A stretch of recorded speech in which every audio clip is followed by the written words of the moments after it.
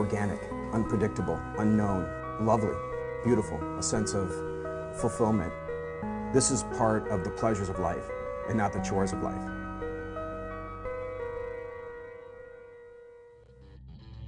Coming up on Daily Iowan TV. Parking nightmares on campus. And are your phones freezing up? Well, that might have something to do with the frigid temperatures. And in sports, the eyes of the country are on Carver Hawkeye tonight. Daily Iowan TV is ready to go. I'm Tom Brokaw. For more than 100 years now, the University of Iowa community has been waking up to the Daily Iowan. Today, it's the largest newsroom in eastern Iowa. And now you can see the news every night on Daily Iowan TV and get it anytime worldwide at dailyiowan.com.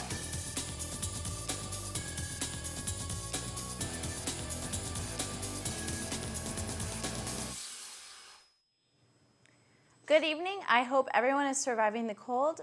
I'm Brianna Jett. And I'm Matt Starnes. Tonight, the President gave his annual State of the Union address. Among the proposals President Obama is laying down in front of Congress is minimum wage. Protesters have asked for an increase for as much as $15 an hour. Many business leaders believe raising the minimum wage will cause layoffs. Even without action from Congress, the President says he will exercise his right to increase minimum wage for federal employees to $10.10 an hour. You can read more on the President's address in tomorrow's Daily Iowan. If you've tried to park on campus today, you might have experienced a nightmare. Daily Iowan TV's Stefan Duran gives us a visual on the impossible parking puzzle on some ramps. The last couple of weeks have brought bitter cold, decreasing temperatures, which have ultimately led to an increase in the number of Iowa City drivers.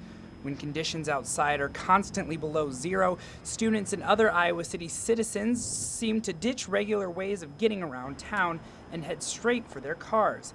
This trend is something that has crowded both the streets and local parking ramps. Anytime that we have, it seems like sub-zero weather or rain, thunderstorms, inclement weather, the capacity in our ramps does go up. On top of making sure there are as many spaces available to drivers as possible, this time of year brings other challenges for ramp workers. Freezing temperatures can cause problems not only with space, but with the technical aspects of the ramp as well. According to Anthony, in these situations, certain modifications to the equipment are necessary. There's not a lot you can prepare for capacity-wise, but if you look around, a lot of our equipment has protection from the cold on it. The access equipment, it works on an LCD screen, and they just can't get that cold.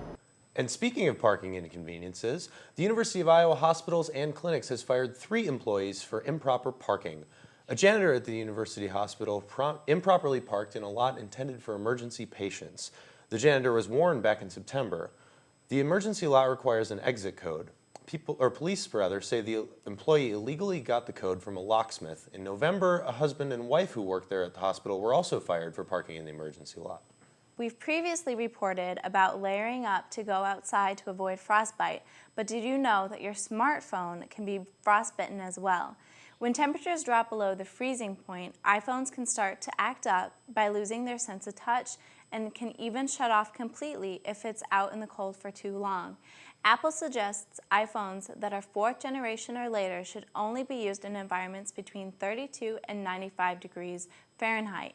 That's because low or even high temperature conditions might temporarily shorten battery life or cause the device to alter its behavior to regulate its own temperature. To keep your iPhone warm, keep it close to your body, and you can even use a case. Also try to limit checking it as much as you can when you're walking outside.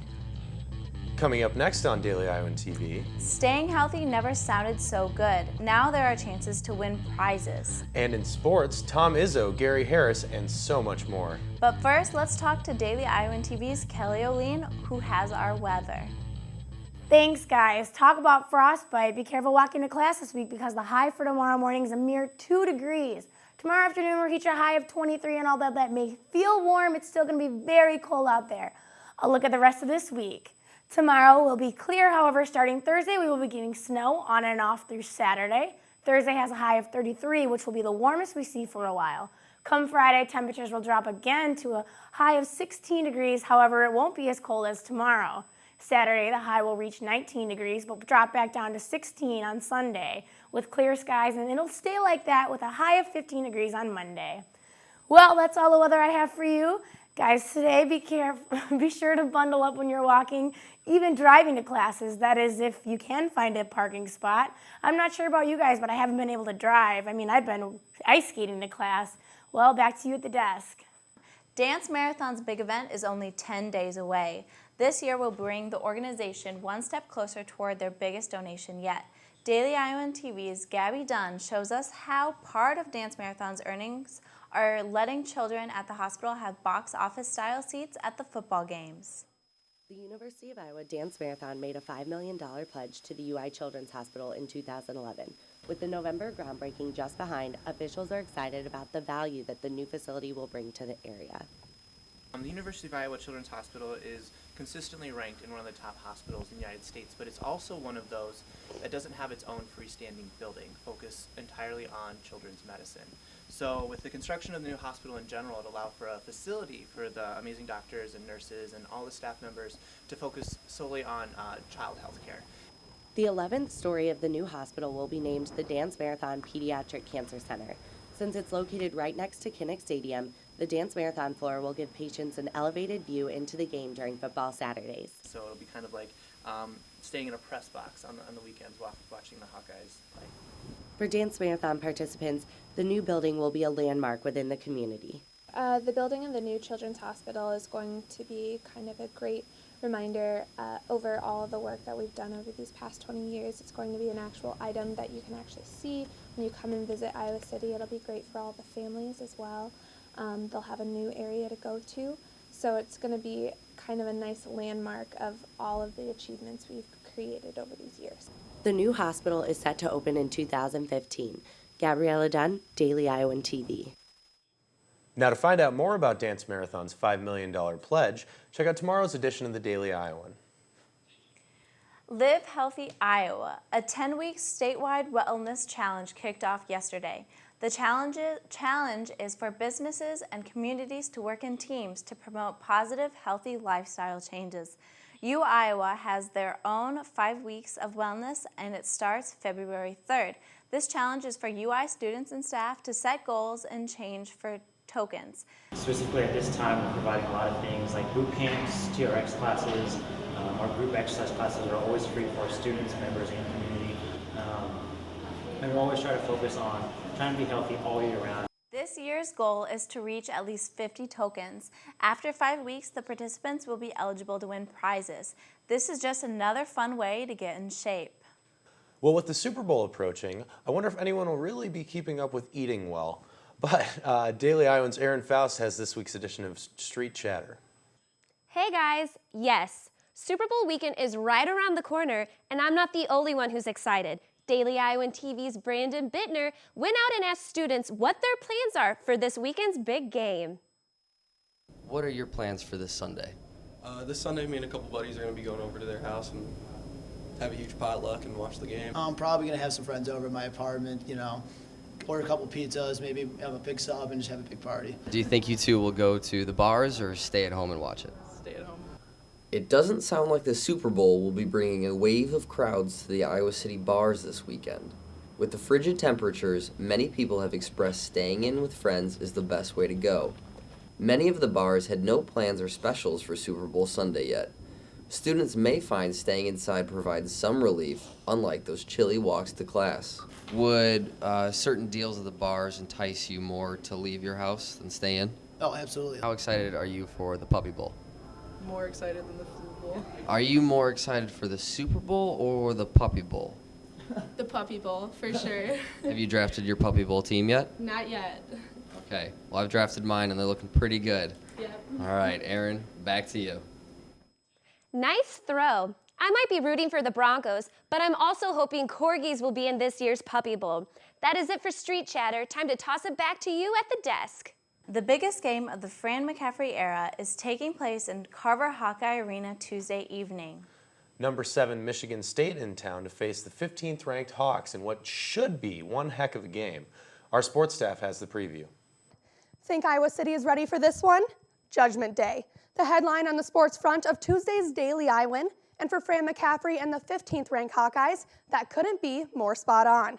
Whitney Blakemore coming to you from the Daily Iowan TV sports studio. ahead of tonight's primetime matchup between the Spartans of East Lansing and the University of Iowa Hawkeyes. While Sparty's top 10 ranking is no surprise around the Big Ten, Iowa's climb up the Big Ten and national rankings may have snuck up on many experts around the country. Tom Izzo, well, he's not one of those people. The Big Ten coaching legend, with a little foreshadowing before the season, even started at the Big Ten Media Days in Chicago. Our teams, like in Iowa, I don't want to single Franny out, but might as well put some fresh pressure on him. But, those teams are teams that weren't as good the last couple of years are getting better. Obviously, mutual respect coming from Izzo's coaching counterpart, Fran McCaffrey, with the coach telling members of the media at a press conference Monday that, quote, "If you want to win a championship, you have to go through Michigan State." The fourth-year head coach with more on Tuesday night's battle in Carver. Well, it's an incredible challenge. I mean, you're talking about one of the top teams in the country annually, but this is a team that came into the season expecting to contend for the national championship. It's going to be a great atmosphere in Carver Hawkeye, a wonderful opportunity for our team, for our program. We're looking forward to it. If the Hawks want to have a shot in this one, stopping Big Ten Player of the Year candidate Gary Harris will be a must. Senior year guard is flat out fantastic in his first year under Izzo, winning Freshman of the Year honors in the Big Ten as well as Freshman All-American honors in his first season in East Lansing. Harris is currently leading the Big Ten in points per game, and with Braden Dawson and Adrian Payne sidelined for this one, he will almost certainly be carrying the load for Sparty tonight. Well, knock on wood, there's a couple unique things about Gary Harris which could make him one of the best guards I ever coached, and one is his mental approach to things. He's a very humble kid, and he's low maintenance. That's odd this day and age. And the second thing is he's a shooter that guards people, and that's odd in this day and age. I mean, we had great chemistry last year, but I mean, I feel like since everybody's come back, I mean, we've just become that much closer. I mean, you can see it on the court. I mean, we're a lot more familiar with everybody's games.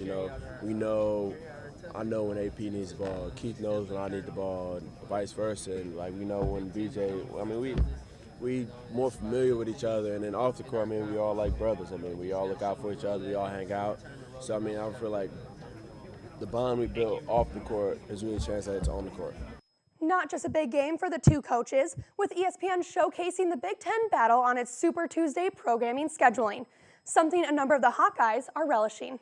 Michigan State's a great team, top 5. We just got to know that we got to play our game.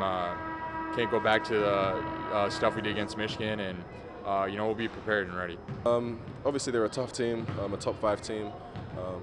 They're going to have their challenges, but the coaching staff are going to do a great job in getting us prepared these next 2 days. We're going to try and learn a lot of the offense, try and ratchet up our defense at home, and hopefully we have a good showing at home because the crowd always gets into it, that gets us going. So we're excited. It's definitely a good opportunity moving forward, and hopefully we can take advantage of it. Definitely a top 3 team, top 5 team in the country. We got a great guard play with Keith and Gary. Coach Izzo's an excellent coach, one of the best to ever do it. So we know we have to come out with the right mentality and the right aggressiveness and focus. And if we do and play with the confidence that we normally play with, we should be okay. More on all of Tuesday night's action coming up on your Wednesday edition of the program. But for now, it's back to you at the desk right after this. We're bigger, we're deeper, and we're more experienced than we've ever been. Here's White, ducks it through. Evans gets the step on the drive, score, and a foul. Now he throws it down. Marble with the playback to Aaron White.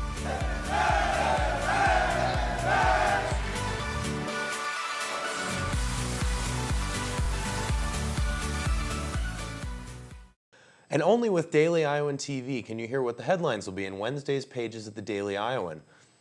Read about an ID proposal for immigrants in Iowa City. And a follow-up on tonight's State of the Union address.